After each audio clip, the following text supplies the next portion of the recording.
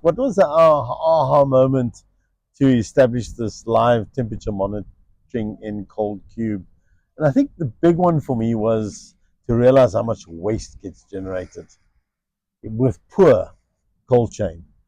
And having explored the cold chain and tracking the cold chain from the supplier to the DC to the stores, realizing how it gets messed up. How people are not doing their jobs properly, how product gets left out. A delivery that should take 30 minutes takes 2.5 hours, with the doors open and the refrigeration switched off. It's just not a cool idea, especially when you talk about meat. Animals have sacrificed their lives to give us that meat, and here we go and spoil it. And often it's not realized by, I think, general public, so to speak, that you got a warehouse, and this warehouse could have anything north of 50 million rands worth of meat in it. Imagine if you spoil that. The system goes down and you're not aware the system is going down. It's 2 o'clock in the morning, you're lying asleep and you're not knowing that it's going down. That's a big, big problem. And I think where the world is at the moment, we can't afford those losses. We can't not make sure that products that we grow, we spend the water, the time, the energy and everything on it.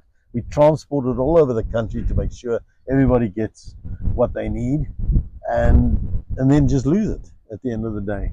So I think that was for me the big aha moment, was this whole realization around waste. Yeah, you brought that to the table, and the one thing that I kind of felt quite strongly about was when we were interacting with some of the supermarket groups doing these surveys, I was alarmed at how little understanding there was of the staff about what they were doing.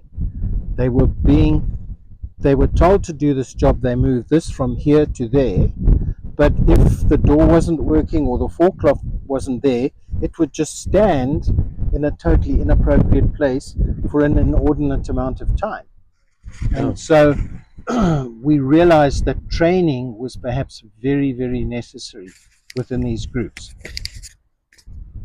So, and with that, we managed to achieve doing some training with some of our customers, which I think was certainly for me, it was very satisfying to do, because we actually set them little exams afterwards just to see how much they had absorbed. And to me, it was wonderful that they came to us in several cases, and so these were folk who were operational, in charge of people working the floors of distribution centers, in receiving and dispatch.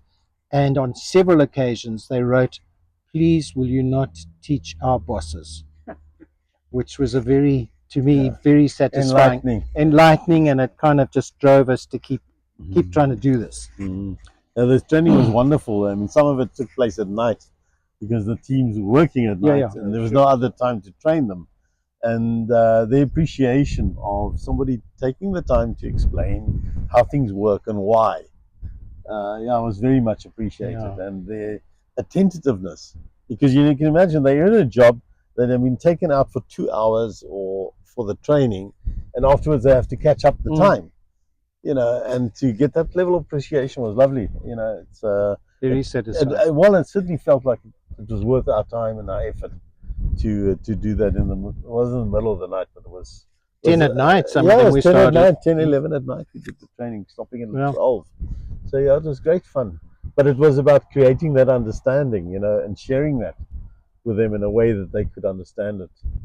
It was great fun, and we eventually developed this whole table with toys on it to explain from the animals and the produce and the apple and the pear how things travel through the chain. We had little trucks and little boxes to be factories, and they got it. Yeah, they got it. I mean, the best was the second night of training. They came back, well, what about this? What about that? How does this work? How does that work? So you could see they clearly engaged this whole thing. Why is this not like this? And why is that different to this? And it was quite interesting, actually. And some of them had years of experience and nobody bothered to explain.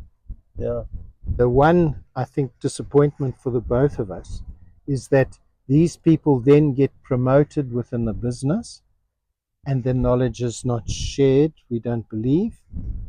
or they leave, and we haven't seen these organizations repeat the exercise. And I'm not saying that because we want to go out and train. It would just be nice to think that the businesses understood the value of that. And The value of empowerment. yeah, that's exactly it. Mm. Yeah.